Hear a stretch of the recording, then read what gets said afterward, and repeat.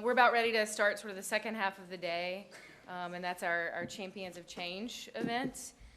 This was, we started this program probably it's been almost a year now, and we did this, the goal of the program was really sort of to remove any politics or anything, but really just bring folks in who are doing really great work. The best example I've heard John Carson give when describing Champions of Change is that you have a lot of, a good example is our folks that go to law school, any young person who goes to law school, and then instead of going to maybe that six-figure salary, they instead go to South LA to work in a legal aid clinic. So there are lots of folks that are doing great work.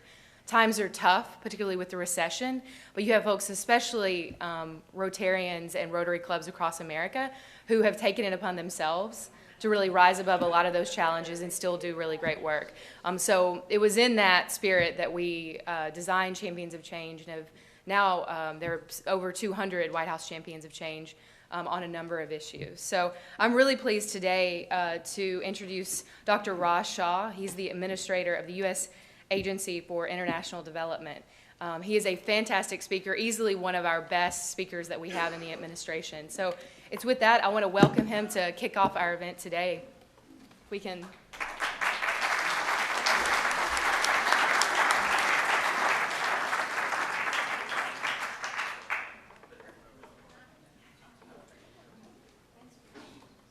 Hello.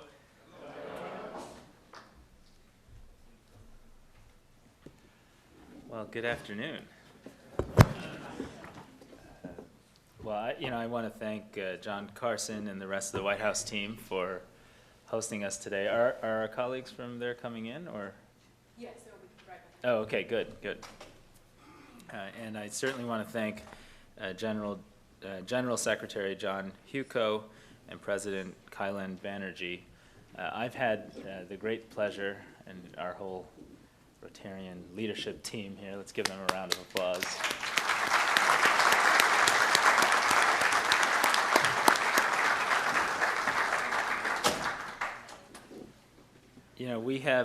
I just actually got back from Pakistan last week, where I had a chance to meet with Rotarians and to see the incredible efforts you are making to stamp out and eradicate polio in perhaps the most difficult context anywhere in the world.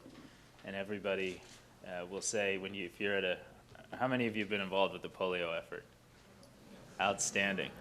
If you are at a dinner party, or you're at a event somewhere and you're talking to people who don't know about the power of Rotary International or the successes that you've had with this effort, and you start saying, well, we got to eradicate polio, and the places in the world that are left are northern Nigeria and the Fatah region of Pakistan and a certain part of Helmand province in Afghanistan and the slums of Karachi. Most people would probably tell you that it doesn't sound like it's possible to succeed, right? They say, boy, that seems like a heavy lift. And that's sort of the starting mindset. And then you go and you see what Rotarians are doing in very, very difficult, sometimes threatening circumstances, taking real risks with their own lives to generate pictures like the one you see behind me, which is a photograph of a Rotary group at a polio booth in India, and you know success is likely. I was thrilled with the news that together our partnership in India led to the eradication of that disease in a country that my parents are from, and in a manner that was such a great example of the kind of partnerships across this country and others around the world that have been emblematic of what you've done on global polio eradication for the past 25 years. And whether it's the National Immunization Days, where seemingly endless supplies of Rotarians around the world come out to prove to the world that you're a hidden army for good, or whether it's in the more quiet, often less observed settings in policy discussions at the World Bank or Gates Foundation or so many other important international institutions where you continue to negotiate and pressure and, dare I use the word, lobby for the right outcome, you are making a huge, huge difference on behalf of millions and millions of kids and families around the world. But your work goes beyond that, of course. Today, more than 1,200 schools in Haiti have hygiene education curriculums and clean water, thanks to Carolyn Crowley-Mobe. More than 22,000 entrepreneurs in Malawi have access to microloans, thanks to Dr. Richard Kem. And thousands of primary grade students in Jalalabad, Afghanistan, a place I was in just about a year ago, can attend brand new schools, thanks to Fari Moini. All of you have really demonstrated that when you put your mind to service and when you make that a mission, that you can succeed, and in doing so you can inspire others. So I'd like to take just a moment to share with you about how your example has inspired us in this administration to reach beyond where we otherwise might. This next photograph is a photo of from Ethiopia, frontline health workers packing service kits before they go out into the community to try to do the simple things that you know save kids' lives. And today, a very, very basic package of relatively simple and easy activities. Get a kid a bed net to sleep under. Give a young child and a pregnant mother some high-protein, micronutrient-rich foods. Provide for antiretroviral therapy for HIV-positive women who are pregnant so they don't transmit AIDS to their kids. And make sure that we really go the extra mile to vaccinate every child with both existing vaccines and the new ones that have just been introduced in the last year and a half. It pains me to call them new, of course, because vaccines for diarrhea and pneumonia have been around for decades and decades, and our kids in this country have benefited from those inoculations for at least 25 years. But they are new to the rest of the world and to the bulk of the kids who are born in this world that are born in very resource-poor settings. When you do those basic package of things together, it turns out you can save millions and millions of children's lives every year. This next slide actually describes the newest breakthrough that I think is very much in the spirit of Rotary International and how you've just created life and opportunity and health and welfare in the toughest of settings. It used to be for years and years and years we thought, well, we can save kids' lives from diseases, but it's very hard to save kids' lives in that first 48 hours right after birth. You know, the mindset and the assumption was, well, you need to go into a hospital setting or you need to do something more extraordinary to save that child's life. It turns out this is a little kit called Neonatally that we've helped develop with a company called Laerdal. And that bag mask pump in the top back corner there, that thing costs about $8. And when you put that in the hands of a mother or a community health worker, and they see their child immediately after birth or sometime in the first day or two after birth can't breathe, it turns out that they, with very little training, the training comes from that practicing on that doll, they can suction out the fluids and save their kid's life. And birth asphyxia, which is what would otherwise unfortunately lead to the demise of these kids, is a major source of neonatal mortality that we're now poised, because of this system, to eradicate the way you have put us on the brink of eradicating polio. I share all of these because when you actually bring this stuff together, it makes a huge difference. The next photo here is a picture of kids receiving a pneumococcal vaccine in Nicaragua. One of the great accomplishments of this administration, working with our partners around the world, has been to reinvigorate support for the Global Alliance for Vaccines and Immunization.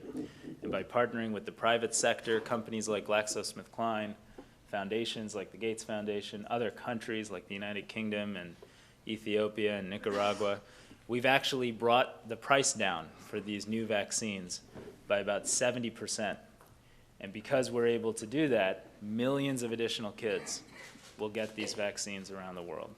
We're committed to making sure every kid born everywhere gets all of them. And we know that that will lead to saving more than 1 million lives because of the pneumonia vaccine alone, and nearly 400,000 lives a year because of the diarrhea vaccine. I'm going to skip ahead here because you know about malaria bed nets and how efficient that's been. Can I have the next? You know, this is just a photo of one of the Rotary International vaccination teams and the efforts that you take to reach every single village. And what I am proud to announce to you and hope that you will join us in is that we are going to model ourselves on your example. And we're going to make sure that those simple things I talked about, a malaria bed net, basic vaccines, some high-quality foods for undernourished kids, one of those bag mask pumps for mothers that give birth outside of hospitals, and the antiretroviral therapy for women with HIV/AIDS so they don't transmit it to their kids. We're going to make sure those 5 things reach every kid on the planet. And we're going to do it with the same passion and commitment and unwillingness to say no that you've demonstrated in polio. And what we believe, thank you.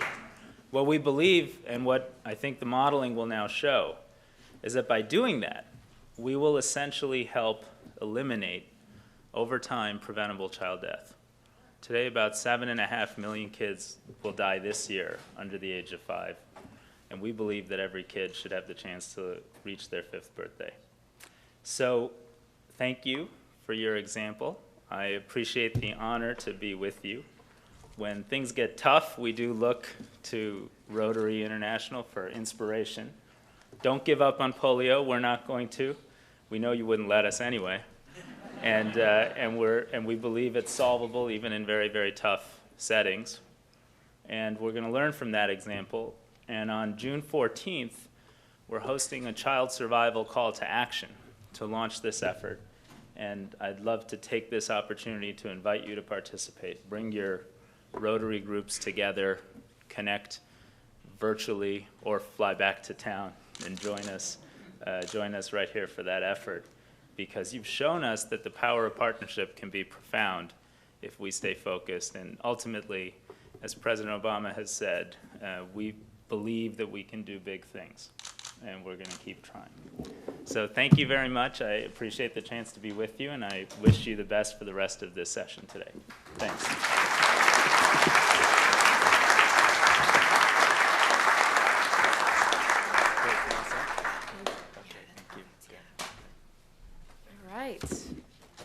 So now I want to go ahead and invite our champions to come up on stage. All of our champions, yes.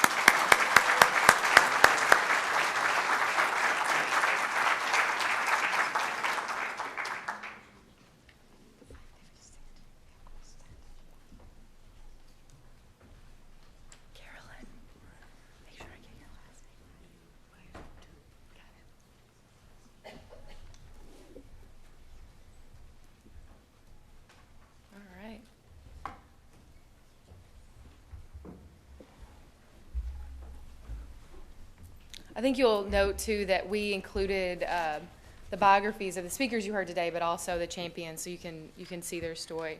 So I want to start with Carolyn Crowley Moob.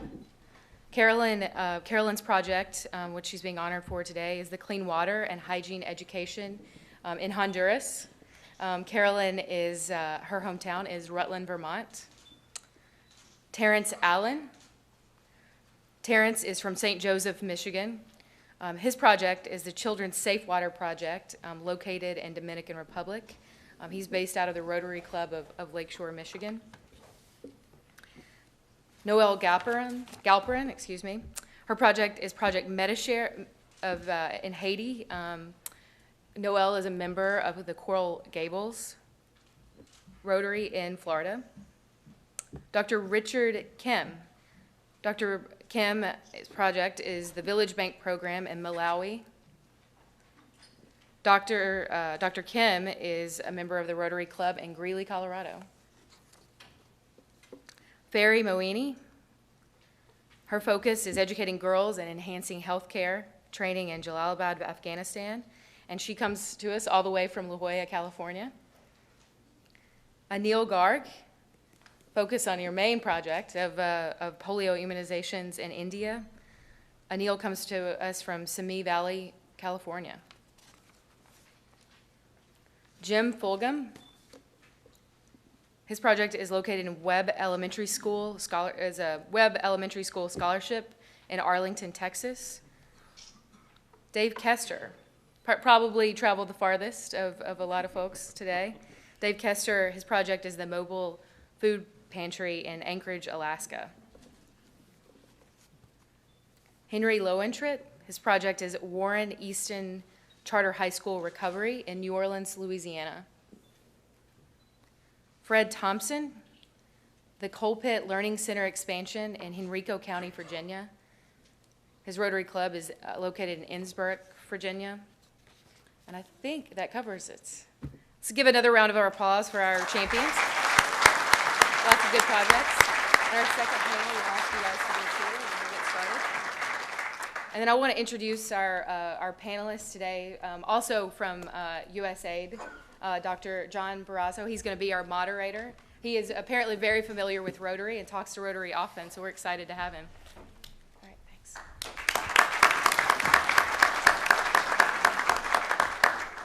Well, thank you very much. I'm really honored to be able to be amongst such champions. This is a true privilege for me, and I'm one of the people from USAID who's actually gotten to know Rotary over the last several years as part of some partnership activities we've been implementing with Rotary on water. And it's really been an interesting learning experience, and to look at the strengths of the two organizations and how this power of partnership that Dr. Shaw referred to can really be manifest and really make a difference. So I want to thank all of you who've been part of that part of partnership, and certainly all of our champions on the stage, so thank you. In my role, I head up our maternal and child health division at USAID, and it's really two things that I know that that are core to much of what you're doing. One is certainly polio, and the efforts that Rotary has made worldwide in polio have certainly been an important contribution to the global effort. And I'm glad we're going to hear about some more of that today. In addition, I mentioned water in passing. Clearly, we're going to hear about a good example from water, and I really think that it's an opportunity to look at the ways in which that international agenda connects to the local agenda. And Rotary, from my point of view, from what I've seen, Rotary has this strength of being such a decentralized organization, and the energy that comes from all of these local clubs. I've always, frankly, been amazed at what an impassioned individual can accomplish. And I think that's why these champions are so impressive. So again, thank you for that. One of the things about partnership, when I look at this and I reflect on this from USAID's perspective, is Rotary has such strong champions internationally, and also has the capacity at the local level, particularly in many of the developing countries in which USAID is concerned, to really mobilize local leadership, people who are very influential in terms of at the policy level in the countries in which they're working. And this is a very important strength for Rotary, and it connects well with one of USAID's strengths, which is a connection to the international policy level. An example, for example, taking place today in Washington, there's a meeting of something called the Sanitation Water for All, which is a high-level partnership with a meeting time that Dr. Shaw participated in earlier this morning. Will participate in this afternoon, excuse me, in which it's connecting to the policy agenda, because the World Bank's ministers of finance are meeting this weekend here in Washington. So that's I think, providing those linkages between the kinds of access that USAID can provide in terms of international policy, along with this energy that all the Rotarians and the local access that Rotarians have in the countries in which we're all concerned, is really a tremendous advantage and a tremendous dimension to the partnership. So again, thank you for that. So I am here to help facilitate a little bit of discussion with our champions today. and I'm pleased that to be able to sit amongst them, although I don't feel frankly adequate to sit amongst them given their accomplishments. But to start, would like to start with Anil Garg, and you've heard a little bit about what he's done. And Anil, I understand that you're a native of, you're from India originally. Yes, I am. And you've been able, and it must be quite rewarding to have been able to contribute to this enormous accomplishment in India of being declared polio-free in February of this year. Yes, in fact, we were there. We had taken a team to India in February, early February, for the NID. At the tail end of the NID was this international summit, which we were lucky to attend. And that's where the announcement was made that India has been taken off one of the endemic countries. So that was quite rewarding to see. I understand also that you are engaged in other dimensions of work in India as well. I do a little bit on literacy. I've been working with a small school in a town called Varanasi. We have an elementary school. We're trying to help them out with guiding them with books and other stuff in there. So, because literacy is also a part of my passions, which I'm involved in. I think that word passion comes up a lot when I talk to Rotarians, and it's fantastic. Okay, so thank you. Is there anything else you'd like to make sure everybody's aware of? One thing that I'd like to add is we have been doing it since year 2000, and we have taken over 250 Rotarians and non-Rotarians to these NIDs. And in just those 2 weeks, people's perspective have changed when they come back to US. And so much so that they literally give up whatever else they were doing and go fully after trying to eradicate polio, educate their communities about polio, because polio was eliminated in the Western countries in 1979. So not many people are aware of it. But what we have tried to convince them is if you go and talk to the families in US, either they know of somebody or within their own family were afflicted with polio in sometime in 50s. So it's not something they have not heard of. So they become champion of the polio eradication program and also help in fundraising, because as you know that when we do a full NID in India, it takes about 170 million children at 60 cents a pop. You're looking at over $100 million just in one campaign. And they may be doing 2 or 3 campaigns. So we are always looking for money. And these people become champion for that and help in fundraising. As a result of that, our own district has given over $3 million for polio eradication program. Well, everything is big in India, and as goes India, so does the world in terms of child Yes. mortality. So there's a lot of work to do. Yes, we are keeping our fingers crossed because we have had 16 months of no polio case, and another 2 years, and we'll be declared polio-free. Great. Well, thank you. Carolyn and I have actually crossed paths. I want to really commend Rotary for having these Rotarian action groups and having ingeniously named the one for water supply, sanitation, hygiene, the wash rag. It's amazing. But certainly, Carolyn, when I think about what an impassioned individual can accomplish, the kinds of things that you do really come to mind. And so could you talk a little bit about the kinds of things you've been able to achieve and also the scale you've been able to achieve and how? Well, I'm here because I stand on the shoulders of so many at my club, at my district, and Rotarians who have supported the project. So I really here representing all of us. But a little bit about the global water crisis. It's interesting that about 1.2 billion people don't have access to clean water, and about double of that do not have access to sanitation. And sanitation in this whole piece is sort of left out. It's sexy to deal with water issues. It isn't sexy to deal with the sanitation. 80% of the hospital beds in developing countries are occupied by people who have waterborne diseases. It's something that we take for granted, drinking clean, safe drinking water. And a theme that's come through this morning about children is trying to get children to live to the age of 5. It's incomprehensible that in our country that we even discuss it, but waterborne diseases is the second leading cause of death of children under the age of 5. So our role through Pure Water for the World is to reach those people in remote, rural regions of developing countries and really trying to make children healthy.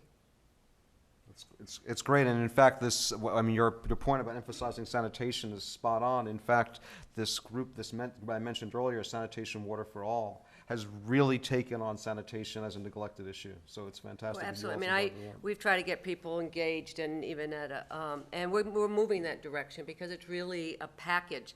And the one thing that I have learned, and people who've been in water have learned along the way, it's more than just providing the clean water, it's that education. We go into public restrooms, at least the ladies' rooms I go into, and we're told to wash our hands, and we're living the healthy, you know, a country that we're given health messages all along from our mothers to our nurses.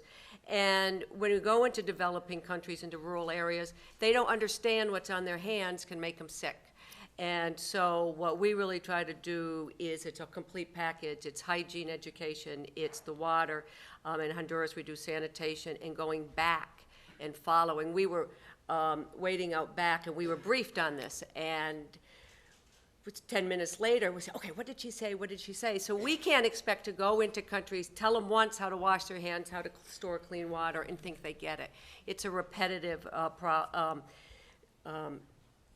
repeating messages that are so important, that I think is so important to make sustainable water projects. All right, well, it's great. Is there anything else you want to I share? think one thing is about the wonderful smallness of Rotary is Pure Water has been supported by over 500 Rotary clubs, and here today, actually he's on the panel later today talking about a totally different issue, but we've done Rotary Foundation matching grants with the Arlington, Texas Club, which is represented. My friend Andy from the Carroll Creek Rotary Club, both did projects in Honduras with local Rotary clubs. And I just encourage the power of the power of Rotary can get out and improve and help save a child's life under the 5 years old. And it's just an incredible organization that we can get down there in those communities, know them as family, and make a big difference in their lives. All right, well, thanks very much. Terry, the world says it's actually achieved MDG 4, the Millennium Development Goal 4 for water supply, and attention seems to be turning to sanitation. And yet, I know that the work that you're doing in the Dominican Republic actually relates very directly to another dimension of water supply. Maybe you want to talk about that a little bit. Sure. I'm one of the water boys from District 6360, and we've had a project basically of bringing a very simple technology to the rural areas in the Dominican Republic. A lot of times people have water available, which has really kind of been one of the focuses of the MGD program, but you really need to know that the water is safe. And we've been working, again, with the Rotarians in District 4060 in the Dominican Republic to bring safe water to the barrios and the bateys down there. We've worked with USAID in the matching collaboration grant, and that's really where our focus has been. Yeah, it's actually using a technology that's actually quite interesting. It's a very, very simple technology. Biosand filtration requires no power. There aren't any supplies. It's so simple even I can't screw it up. It basically is a container that's got sand in it that holds water, and as you add water to the container, it pushes clean water out. There's a biological layer that forms naturally, and that because of the way the water is poured into the container, it's aerated, so you have an oxygen-rich environment. The bugs, the good bugs that grow there, are called aerobic bacteria, and they eat the bad bugs. And the bad bugs are basically the things that make us sick, E. coli and that sort of thing, which are anaerobic bacteria. And then the sand takes out the parasites. So it's a very simple process.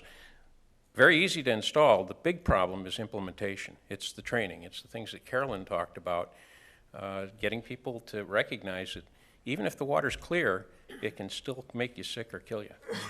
And the Dominican Republic activity is one that's part of the current USAID Rotary Water Partnership, International H2O Partnership, and some of you are probably familiar with that. And it's been a good opportunity for the two organizations to learn how to work in parallel and together. And right now there's actually an evaluation that's underway, and one of the key things that we're focusing on to get at the issues you just raised is looking at the sustainability and making sure that all those dimensions of sustainability are in place. Sustainability is really the key. You need a process that you can put in place train the people, and then continue to follow up. If you don't do the follow-up, if you're not checking to make sure that the filters are being used properly, the people are remembering that they have to wash their hands, pretty soon you'll find that things have gotten off track. So that's really the follow-up is the continuing key, and we've been doing that extensively with USAID in the collaboration grant in the Dominican. Right. Well, thanks very much. So turning to my left now, since I was placed in the middle of all these folks. So, Noel, you've worked extensively in Haiti and have really contributed to the reconstruction and relief and reconstruction efforts there over the last 2 years. Can you tell us a little bit more about that work and particularly what dimensions of it have excited you the most in terms of the opportunity that's been presented? Sure. Well, as you and Terrence mentioned, sustainability is really key to change, especially in a country like Haiti. So one of the things that was important to our district, 6990, when we looked at making an impact in Haiti, was partnering with an organization that's been in Haiti since the early 90s, Project Metashare. And we felt that their project to educate doctors, nurses, and healthcare administrators, Haitian doctors, Haitian nurses, and healthcare administrators in country to help supply the hundreds of hospitals being built around the country was really key to the future success of healthcare in Haiti. So we are helping to fund radiologist training, radiologist technician training, and laboratory training, 3 key pieces to healthcare in any country. So we believe that by funding an organization that has worked long-term successfully in Haiti, that is sensitive to the cultural idiosyncrasies of the country, that has already had a lot of success, will help them and the country move forward in healthcare in the long term. That's fantastic. And what stage is the work at, and how much further does it have to go? I assume there's still a lot of work to do. There is a lot of work to do in Haiti, and just on that note, we as Rotarians, we don't give up.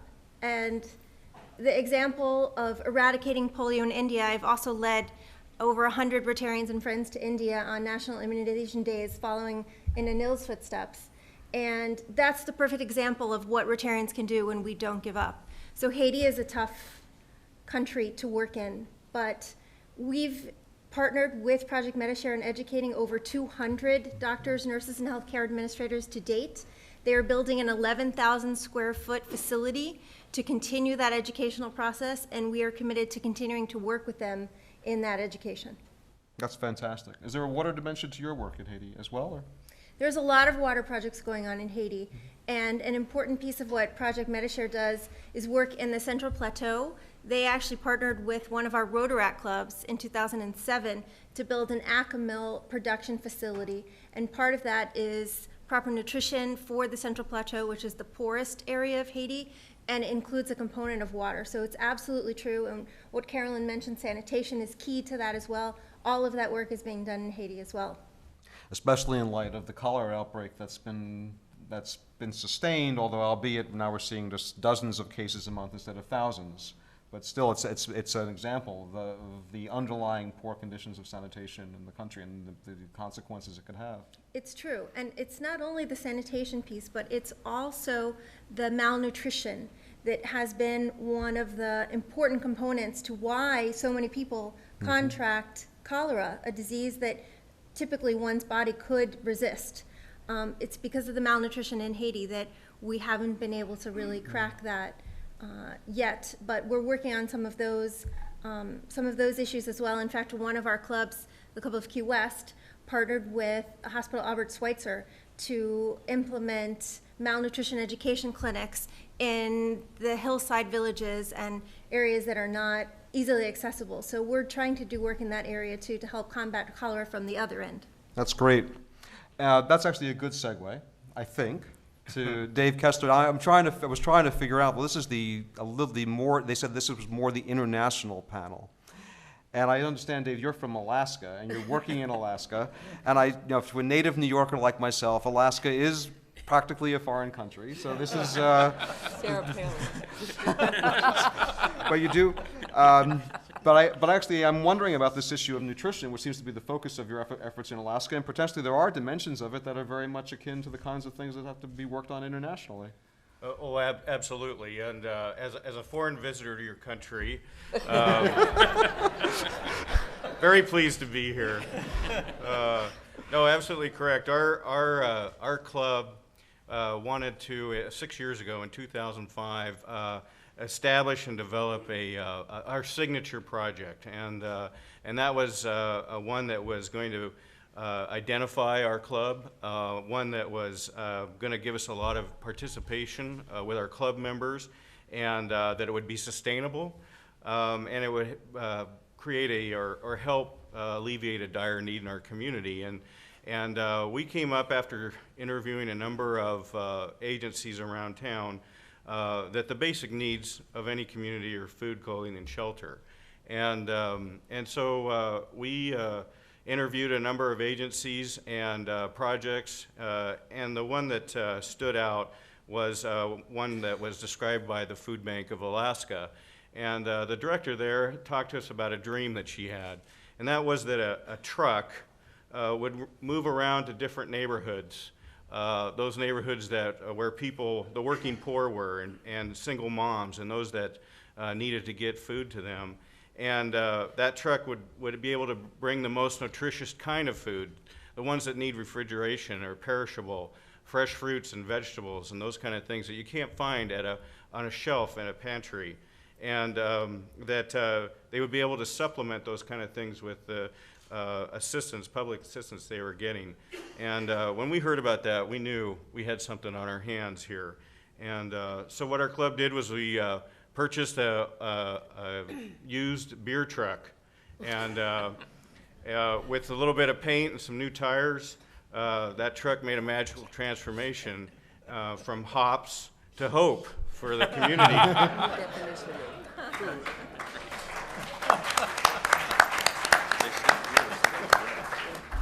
And now today, there is a mobile food pantry distribution nearly every day of the year in Anchorage, and we've been able to distribute over 5 million pounds of food to over 400,000 individuals over these years, and just the sky's the limit. The director now says that that this mobile food pantry is the most efficient means of distributing food that she's ever seen. I know there's a lot of Rotarians in the room, and maybe those that are viewing the live screen, and I know that you're interested in food and help with the food banks, and I think that you can take this idea and really make a big impact. Well, that's absolutely fantastic, and I'm really impressed with the scale you may have achieved, but you also win Best Slogan. I think we're just about out of time, and I just have to reiterate how impressed I am with the kinds of with the champions that are here on this panel. I have to say that personally, how impressed I've been as I've gotten to know Rotarians at all levels. Obviously, as a headquarters person, we're looking forward to continuing dialogue with Rotary at all levels, at country level, then also headquarters level. We had the good fortune to host John Yuko last week and look for ways of continuing to deepen and explore further partnership. So I thank him for his visit and commitment. I thank all of you who've taken the time to honor these champions, and I thank all the champions. So thank you very much. Any final? I'd just like to say one thing, that many of you probably do water projects, and I haven't talked to Terrence ahead of time, but one thing I believe in is to have a sustainable water project. And yes, I'd love to have you say we want to work in Haiti or Honduras or the Dominican Republic, but I know you may have your own pet projects. I believe to make water projects successful and sustainable, we need to learn best practices, lessons learned, and learn from each other. We use the biosand filter, we work together. If you want any information how to make have a sustainable water project in any part of the world, WashRag is a wonderful resource. You can contact me at Pure Water, and probably Terrence as well, because, and I don't want to speak for him, but I think that we want to make your project successful, and if we can help you with the tools, we'd be more than happy to share those with you. I have been known to go just about any place in the country to make presentations on safe water and to talk to groups of one or more. John, I'd like to add something also. Even though we haven't had a single case of polio in India, we are not still out of the woods. In India and the other countries, because it just takes one flight to bring the virus back into the country. So we cannot drop our guards at this point, and we have to be very, very vigilant at this point. Thank you. All right, thank you all. Thanks. Let's have a hand for our champions. Thank you, Carolyn. You're welcome.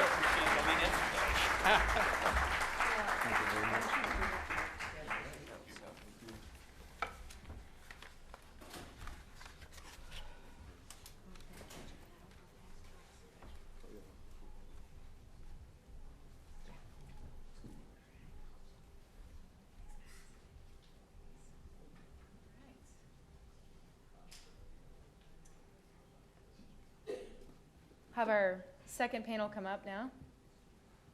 All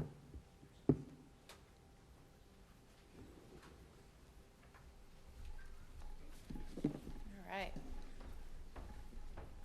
So to moderate this next panel is Mr. Jonathan Greenblatt. He probably has, in my sort of my opinion, probably one of the coolest jobs at the White House. He's the Director of Social Innovation. So he works with a lot of various volunteer groups, so anywhere from Peace Corps to Corporation and National Community Service, as well as just a lot of folks who are groups who are new and doing some really great work, either through technology or social media. He's sort of on the cutting edge of everything. So if I think he's getting briefed right now, so I'll try to give him a long-winded introduction.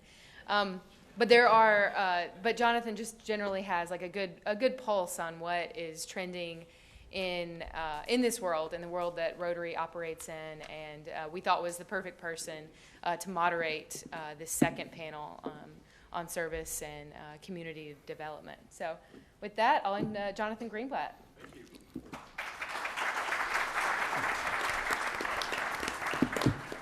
Well, first of all, before we get into the panel, I just want to say how grateful I am to have this opportunity to be here in front of all of you today.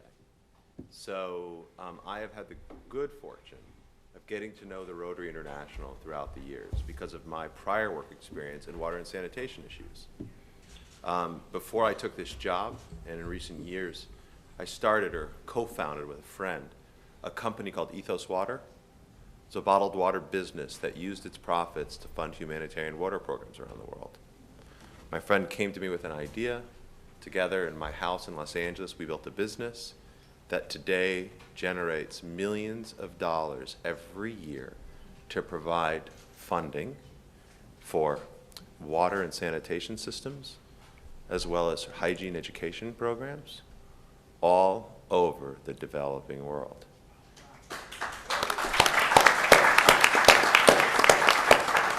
And people ask me, people would ask me over the years, they would say, are you going out and digging wells?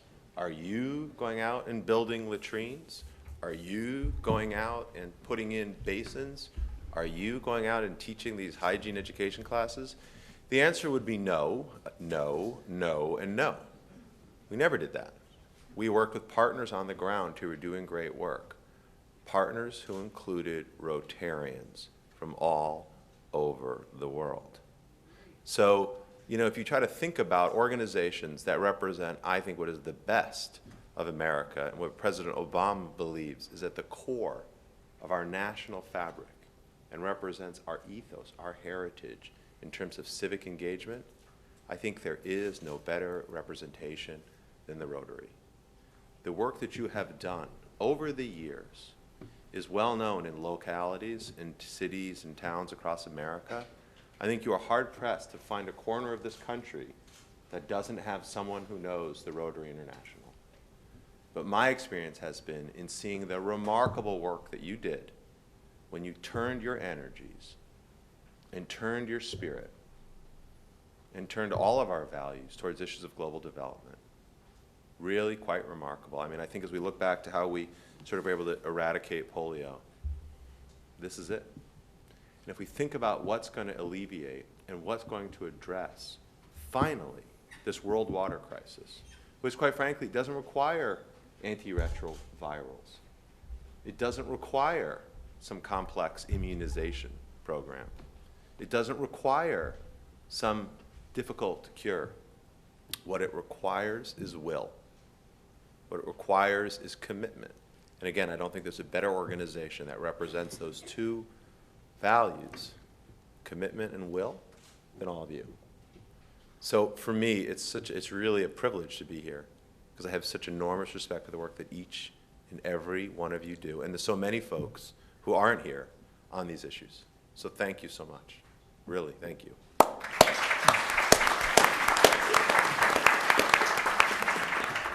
So the mutual admiration will continue.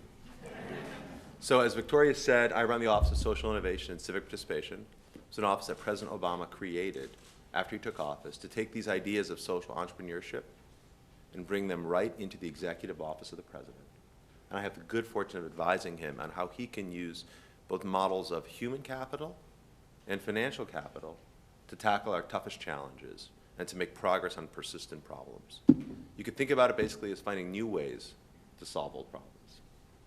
If you asked me, though, how does it actually work? It works when on the ground, ordinary people stand up and make a difference. And I think we're blessed today to have 5 people who really exemplify that idea of standing up and making a difference. So without further ado, why don't we get started with the panel? Do we have the first slide, Sarah? Great. I think that's you. So I think what would probably make sense, Ferry, would be for you to tell us a little bit about the work that you've done to educate girls and enhance healthcare in a part of the world that obviously needs it most. Yes. Everybody's asking me how I end up in Afghanistan. September 11, I think our Rotary, basically Rotarian, believe education is the foundation for peace and also building the bridges between communities. And so by 2002, we raised enough money. I just had the idea. And of course, the Rotarians are the one who support me. And I am very grateful to my Rotary Club, La Jolla Golden Triangle, and also our district, 5340, that they were the supporter of me with, according to one of my colleagues, said, it's a crazy idea because the war was going on, and how could you make any difference? But the idea started to bloom that we raised enough money to go to Jalalabad in Afghanistan with the help of the Rotarian in Pakistan, and basically plant a seed which was building a school. The school, we had 600 students, but now at the moment we have 6,000 girls and boys. So we are educating them for a future, a better future for their generation to come. And then through that one also, with the other things we made a difference, and which is going to continue, is bringing the technology with the help of the USAID and also the NATO countries. We established about 12 schools plus one center, main center, with the computer centers. And because of that, the student at the moment is communicating with the student in United States through the Skype call, through the Ning site, Facebook, and it's amazing what they learn, because these students in Afghanistan now, they learn how to get involved in the community and how important for them, because they are a part of building their countries, and this responsibility is what we have done to make them realize that they are a part of the community and they have to get involved. And the other part of the education we started is empowering women. As you know, the Afghanistan it's very difficult to regarding the women's issues, and recently, with the help of some women, we put some association together, and they are doing a lot of volunteer work around the city, and they are becoming a positive member of their society. MashaAllah, that's great. Merci.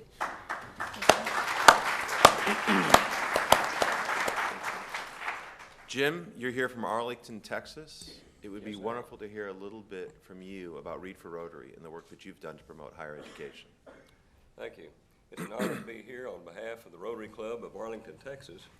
A few years ago, the people in our club decided that they wanted to adopt a school. So they adopted Webb Elementary School in Arlington. The reason they adopted this one is that Webb School has 94% poverty. It's a very disadvantaged school, and the thinking at the time was there's hardly a hope for these kids to go to college. So the thinking was, why don't we offer them a certificate in the 6th grade, so when they finish the 6th grade, stay in school, graduate from high school, we'll make it possible for them to go to college.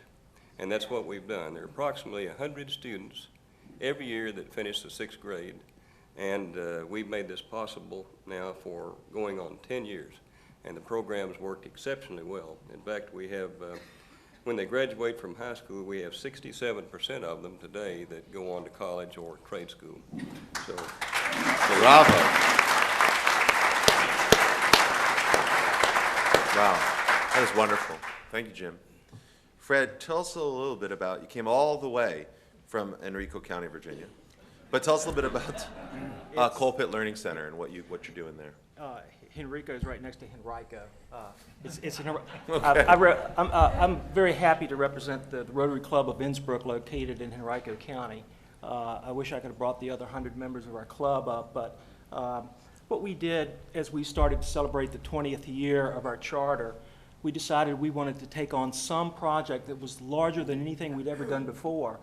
And, but yet we didn't want to stop or change any of the things that we always do during the normal year of funding and projects. We didn't know what we wanted to do, but we came up with a list of criteria, and it said that whatever it was, it had to be environmentally responsive, it had to result in a significant, tangible leave behind that forever served and bettered the lives of youth, their families, and the community. And it had to stay within the 08-09 Rotary International theme, which was making dreams real. We asked our members, we sent out proposals, we evaluated proposals of need, and one came to the top time and time again. It was a handwritten proposal from a lady who ran from a deteriorating school. It was funded entirely by private gifts and donations, and it was a preschool. She couldn't operate it 5 days a week, and she couldn't operate it full time because she just didn't have the funds, but she had the kids. There were 30 kids, 30 families were being left in need every year. We rose to the occasion. We raised $100,000 in 08, 09, and constructed the building and opened it in 10. It was unique because it was a 3-year project that spanned terms of 3 different presidents. It opened in 10. It has had great success. It now serves double the number of kids. The waiting list is virtually gone. And it was only possible because we were able to leverage the cash that we raised with almost triple the amount of money of donated materials and in-kind services as our members networked down through their affiliates and folks that they knew in the construction industry. The job is not done. The kids, while they have a great place to call their school, and we've seen an opportunity full-time now that their parents have the opportunity to increase their education opportunities and work full-time because it's a full-time school.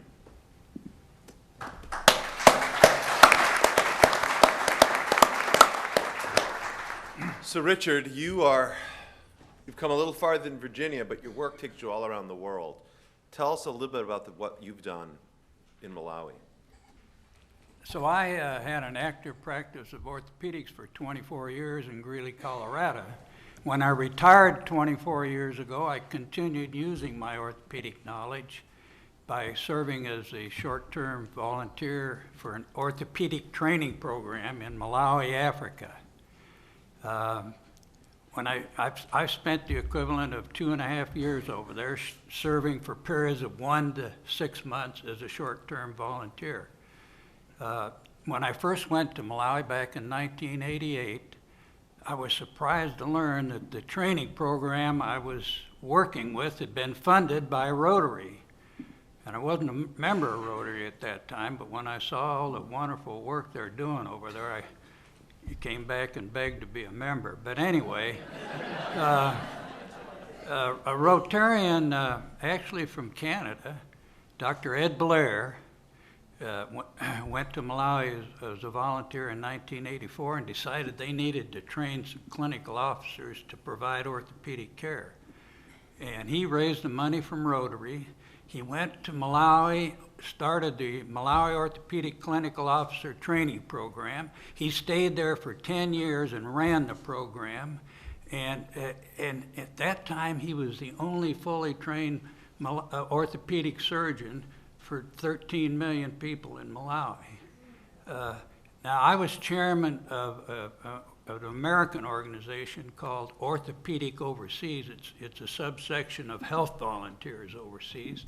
And I was chairman of that program for 10 years while Ed Blair was in Malawi, and we sent him an average of 2 volunteers a month for the 10 years he was over there.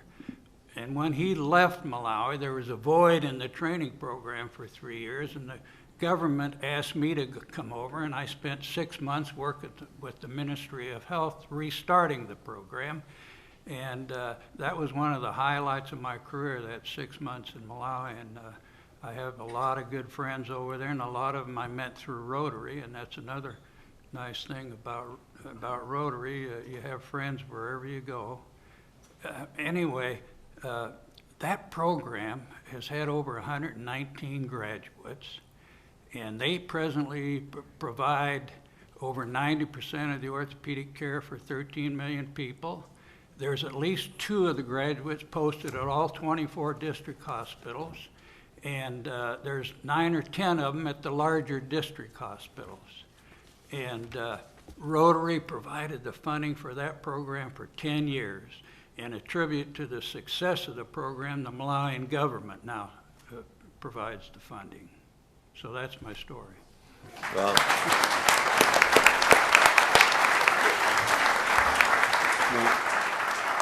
Well, that is a great story, so thank you for sharing it.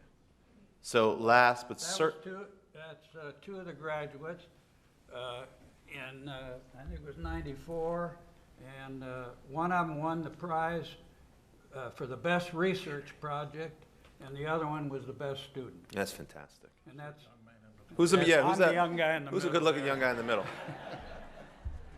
So last, but certainly not least, you know, Henry, we talk a lot about Katrina and the catastrophe it brought upon New Orleans. But I think all of us are inspired by the stories of renewal. And it seems like the work that you've done at the Warren Easton Charter High School is one of the best examples that I've actually heard of recovery and renewal. Tell us about it. Well, thank you. I'm pleased with that picture. I'm glad you chose that one. The Rotary Club of New Orleans has had a relationship with Warren Easton very similar to Jim's story. That we started with them as a sponsor of the school, then we sponsored an Interact Club, and that's a relationship that's been ongoing for about 30 years. And then, of course, Hurricane Katrina shut down Warren Easton and every other public school in the city of New Orleans, which meant 60,000 children were out of schools for who knew how long. In the case of Warren Easton, it was a school that was destined not to be opened again, it was thought. Warren Easton was then a good school, principally African-American inner-city high school, and it was going to never be reopened, they thought. The Rotary Interact sponsor came to us and said, "You got to save our school," and so we actually lobbied the school board and said, "You can't close the school. What can Rotary do?" And they said, "Well, what can Rotary do?" And we said, "We'll do whatever it takes." Fortunately, they spent $3 million of FEMA money to renew the bottom floor, which had flooded up to 8 feet, and we tackled the 3 floors above it. And because of that and our promise to help out, the Rotary Club of New Orleans, help with enormous help from the Rotary Club of Berkeley, California, who are my champions, who are our champions, were able to get the school open again in September of 2006. So the first year was wasted, and after that the school has been thriving, and it gets better and better and better every year, much to the help of Rotary from around the world. We had help from 3 nations, we had help from 15 states. As I said, Berkeley really gets our greatest gratitude. They are our heroes, and I'm glad to represent them and to be here about Warren Easton, which is now one of the best schools in the city of New Orleans. Wow.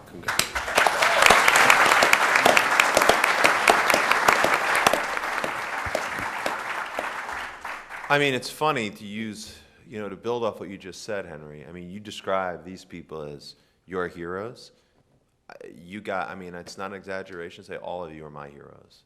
To see what you've done in places as far away as Afghanistan or Malawi, or as close to home as New Orleans, or just down the road in Virginia, I mean, it is really quite compelling, the impact that you've had on the lives of children and on communities.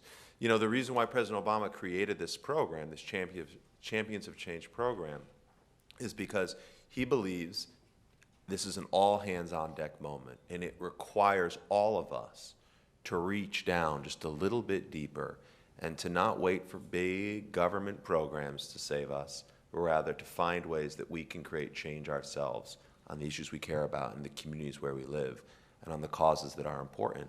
And all of you really exemplify this. It's profoundly moving to hear your stories. I know I have some questions, but maybe it makes sense, if I might, to open it up. I wonder if anyone, I appreciate that you all know each other, but does anyone have any questions for any of our panelists before I just launch in? Is there a hand over here? So I should, by way of background, I taught at UCLA for a number of years. I was known to cold call. So I would encourage you to think about if you have any questions before I pick you out. Okay, you in the back, tell us your name, where you're from, what Rotary you belong to. My name is Donnie Shaw. I'm with Rotary of Washington, D.C., so I'm here at home. Welcome everybody to Washington, D.C. on behalf of Rotary of Washington. But the sustaining portion of keeping a kid in college, how do you guys deal with that, such as the books and the food, considering that they're going to colleges that has residents involved? So first of all, Donnie from DC, thank you for the question. So I will keep in mind that we're being live streamed, so I'm going to repeat the question, make sure everybody watching at home, heard. And so just make sure I can also clarify. The question was, for kids, going to school is part of it, but you need books and all kinds of other things to make that educational experience whole. Who was your question directed to, Donnie? Because everybody here is doing education almost in some way.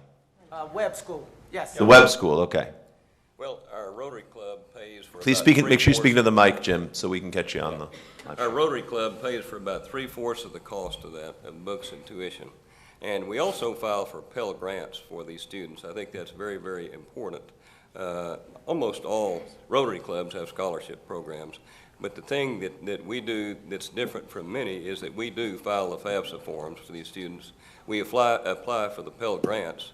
Another thing that we do, we have contracts with schools, 2 different universities in our area, and they give us a cut rate deal on tuition for these students. So work with these schools. They'll help you. They really want to. Other questions?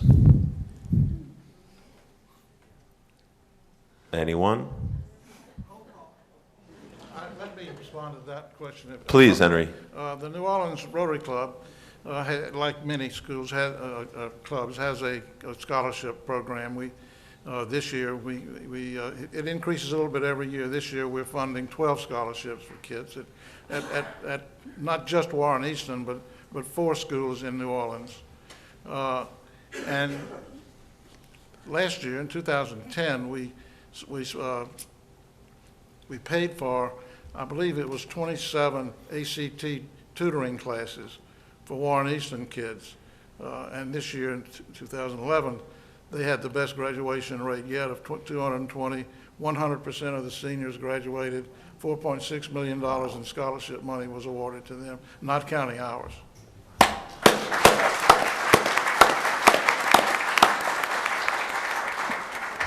Any other questions from the audience?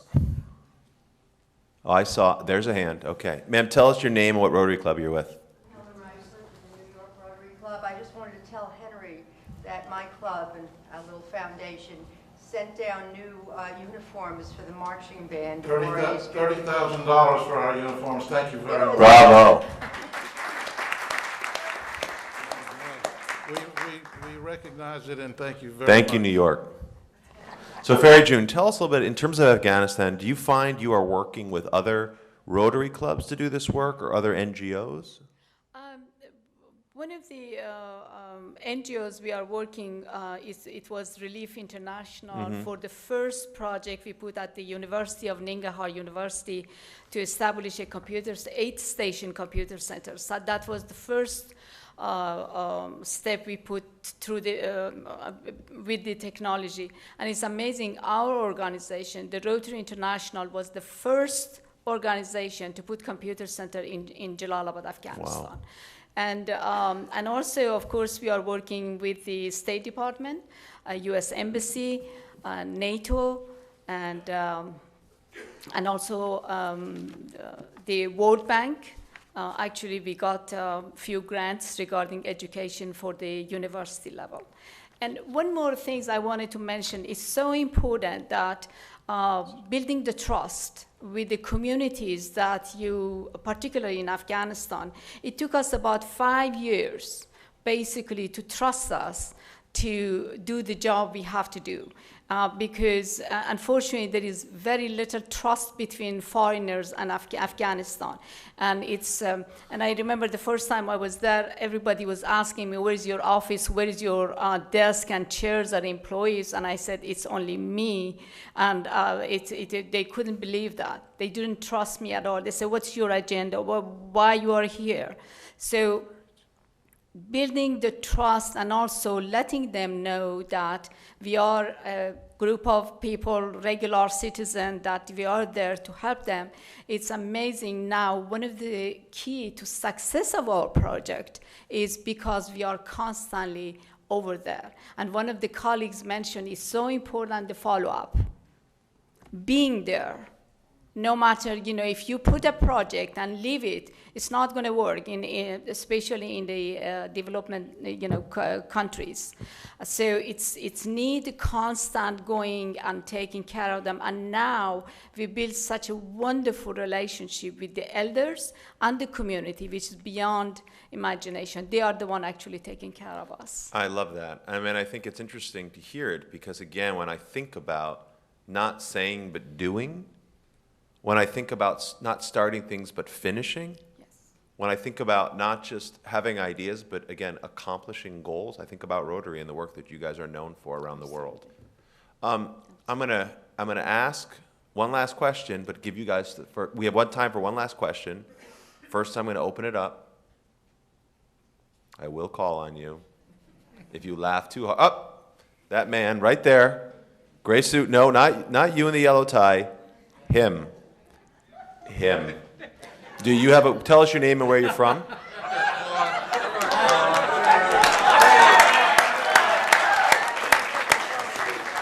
You shouldn't have rolled your eyes. Now you're on deck. Okay. Tell us your name and where you're from. Morissette, Rockville, Maryland. This district 7620, current governor. Fantastic. All I have is a great comment for all the champions is that you're doing a fantastic job. You did a fantastic job, and I'm very proud to be a Rotarian when I see that kind of projects being done throughout the world. And this is a great example of what Rotary does in the world. Thank you. Thank you.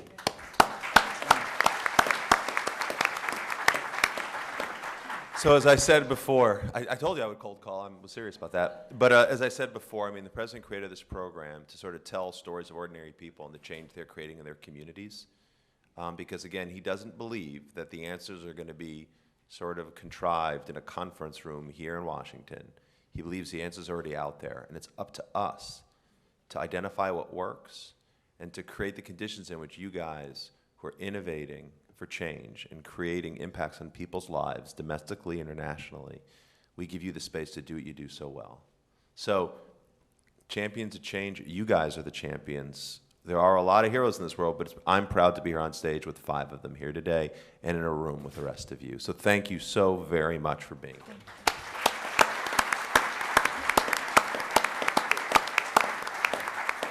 So now I'd like to introduce the very famous Victoria McCullough, who I think is coming up to sort of lead us to the next stage of this program. Guys, have a wonderful weekend. Thank you again for being here. All right, thanks, guys. So we're going to kind of move to really the closing remarks of today. A couple of things I want to mention before that happens. We've actually got our next meeting happening right after this, and that crowd is actually starting to gather just outside. So we're going to replace this group of 150, 170 with another group of 170 folks.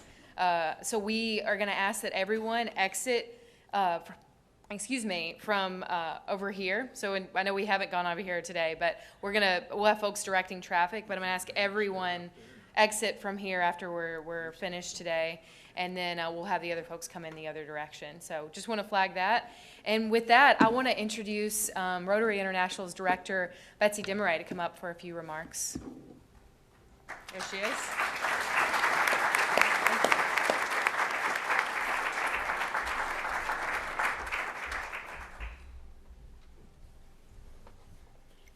Thank you. We've spent a lot of time today talking about community service. And I laugh because when my grandparents were growing up at the turn of the 20th century, they didn't talk about community service. It was a way of life. If somebody needed something, if they needed a barn built, they all got together and they helped do it. It was community service. If somebody got sick, people stepped in and they helped, and it was community service. They didn't talk about it. It was just their way of life. Some of this still happens in small towns around the world, but a lot of things in the world have changed. We now friend people on Facebook. We Twitter them with our comings and goings, and we even text those near and dear to us. Not long ago, I had the honor of escorting my oldest granddaughter on her first date to a movie, and she didn't drive, nor did the young man. And when we picked them up at the movie at the end, it was dead silence in the car. And so I tried to fill the void with some chit-chat. And after we dropped him off, I said, "What's wrong? Are you too shy to talk? Was it a horrible evening?" And she said, "No, we were texting each other in the back seat." With this change in the way that people communicate, the concept of community service becomes even more important in our lives. It's far too easy for one to become isolated in the technology and not have the real feeling of being part of the community around us. Today, we've heard some stories of Rotary members from around this country who care, not only about their local community, but about the expanded vision of a world community. With over 34,000 Rotary clubs around the world, these dedicated volunteers realize, as the Greek proverb tells us, a civilization flourishes when people plant trees under which they will never sit. These are stories about Rotarians saving the lives of mothers and children they've never met, providing clean water in places they'll never live, and developing literacy in languages they'll never speak.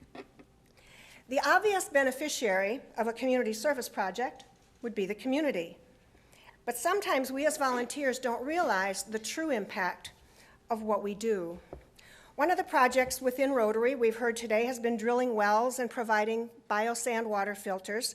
And when we leave a community with these items, we leave knowing that they'll have clean, safe water to drink, they won't have to walk miles to get water, and they'll have a better understanding of the issues of sanitation. But what's the real impact? There was a Rotarian from my part of the country whose club had drilled a well in the Dominican Republic. A few years later, he went back to the village to see if the well was still working and to find out if the villagers were really using it. As he stood by the well, an elderly woman approached to draw water. He asked her what she thought of the well, and her response was simple.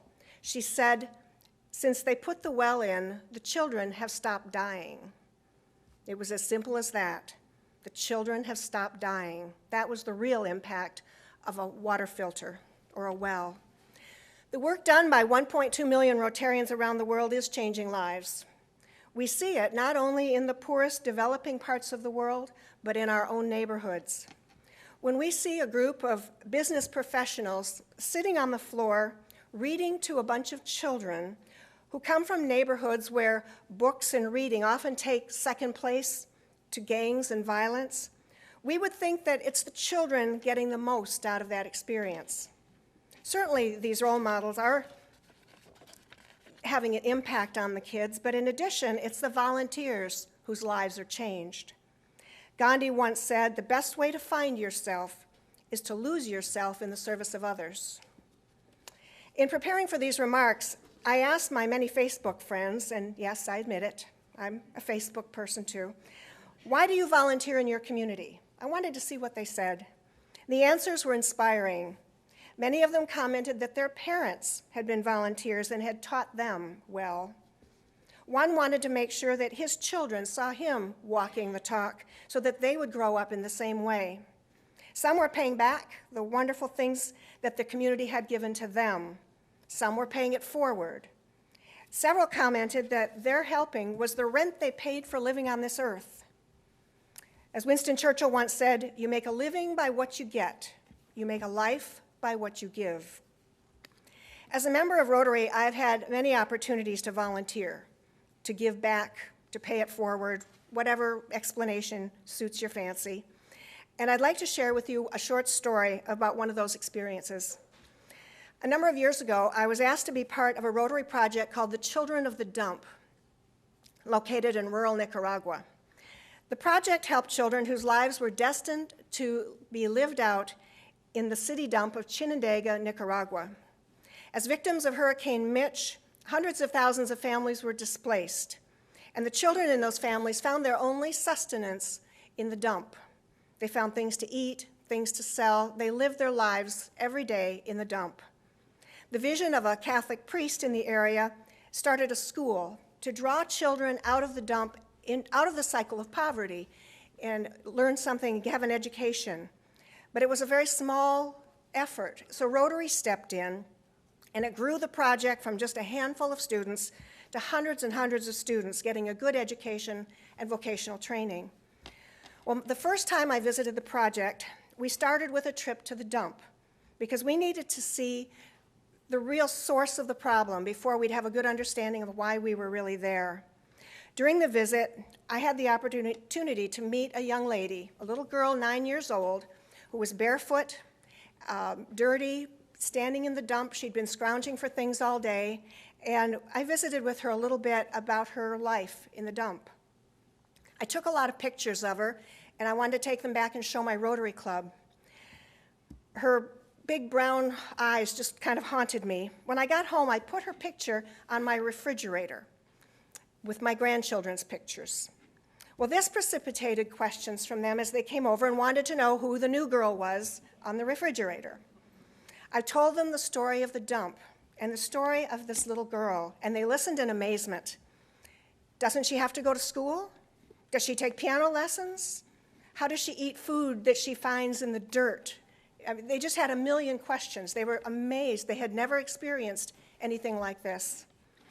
I didn't realize the impact that my Rotary service was having on the next generation of volunteers until several months later, as we were getting ready to leave on our next trip to Nicaragua.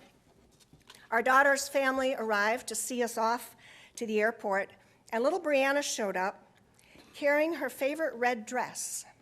I said, what are you doing with this? Why do you have this? And she said, would you please take this to the little girl in the dump? She probably doesn't have a pretty dress. No, she didn't. But she does now. I found her in the dump and gave her the dress, gave her the picture of my granddaughter, and told her the story. It was Mother Teresa who said, we can do no great things, only small things with great love. My being a volunteer has added so much to my life, but the defining moment was when I realized that my example might not only change the world today, but long into the future with the next generation. When asked if she could imagine anything worse than being blind, Helen Keller replied, Oh yes, having sight but no vision. It's the vision of a better world that has led Rotary into changing lives in communities everywhere for over 100 years. I've quoted several notable people who've said some very amazing things over the year, and I'd like to end with a quote from one of my favorite authors, Dr. Seuss. Unless someone like you cares a whole awful lot, nothing is going to get better. It's not. Thank you for all you do.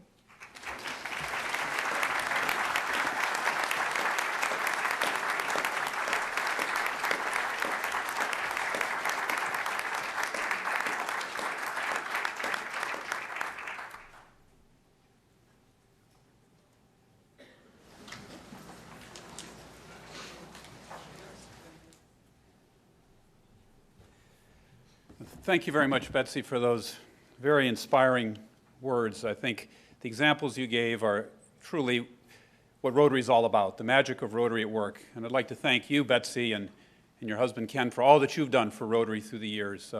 What you have done embodies what Rotary is all about. So thank you for your years of service, and thank you for those very, very wonderful remarks. I mean, it has truly been a fabulous day here at the White House, the first of many, I truly hope.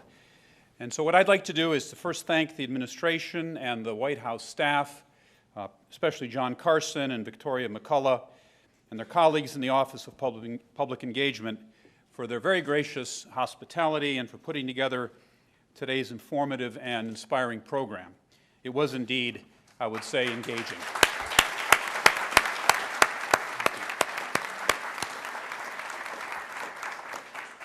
I'd also like to thank two area Rotarians for their hard work in making this event a reality. Doris Margolis, a Rotary International representative to the World Bank, and Rich Carson, one of our RI representatives to the Organization of American States. Thank you very much.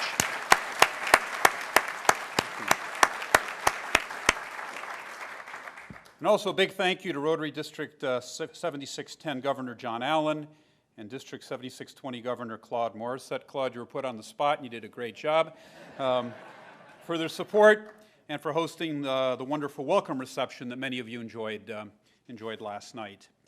And of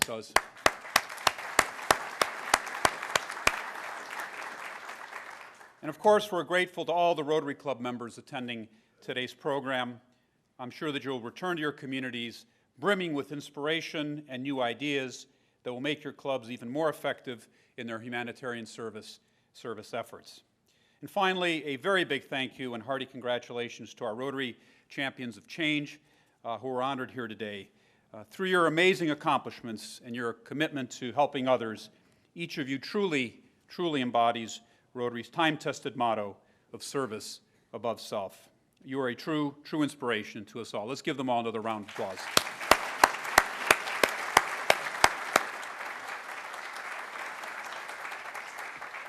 Now, I observed and participated in today's sessions from the perspective of someone who has been fortunate enough to work on both sides of the private sector, public sector equation. In between practicing law and my current position as CEO and General Secretary of Rotary International, I helped run the federal government's Millennium Challenge Corporation, a foreign assistance agency that addresses many of the issues that we've discussed today, such as health, education, economic development, water and sanitation.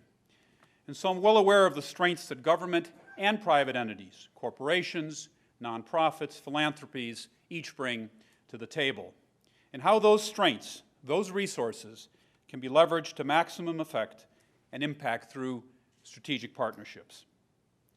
And as Rotary International President Kalyan Banerjee reminded us this morning, Rotary played a lead role in the creation of perhaps the most successful public-private partnership ever, the Global Polio Eradication Initiative. And think about it.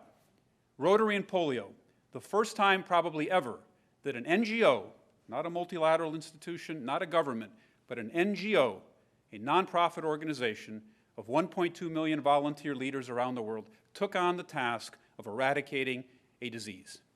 And we're now 99% of the way there. We're down to 3 countries, and in large part that's due to the tremendous effort, commitment, and work that an NGO, Rotary International, displayed since 1985. So congratulations to Rotary, and congratulations for the terrific work on polio and for being on the verge, this close, of making history.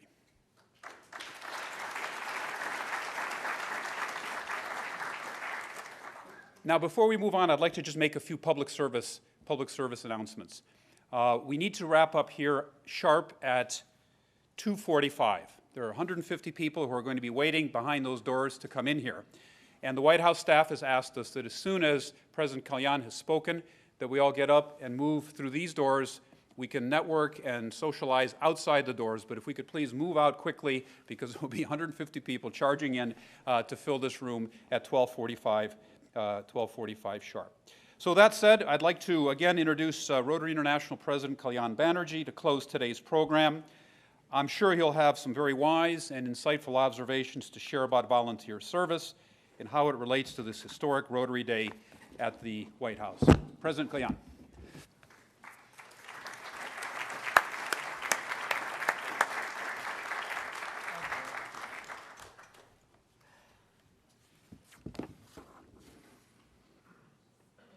Each one of us will agree that this has been an unforgettable day, not only for being where we are, but equally for the people that we have met throughout the day, and indeed the people that we have spent our day here with, our own change makers here. At its very heart, Rotary is about change. It's about looking at the world and not shrugging our shoulders and saying, this is the way it is, and there is nothing I can do about it. It's about looking at the world, recognizing what is wrong, what can be done, what we ourselves can do, and then moving forward from there to do it. I've always believed that each one of us on this earth has a choice, whether to live for ourselves alone or for the good of all. It is the choice we make every day, every moment of our lives. We have heard about the choices our champions have made, the choice to provide clean water, economic opportunity, polio vaccine, so much more. They will serve as an inspiration to us all as we make our own choices, keeping in mind that no one ever thought on the last day of their lives, I wish I had done less. I congratulate all of our champions on this great honor and thank the White House for recognizing the extraordinary value of Rotary service. And my brothers and sisters, I thank each one of you for having come here today from all over the world, indeed from all the continents of the world. But I know that you are here because of who you are and what you do. Go on, go ahead, don't stop. Good luck. God bless you all. Thank you.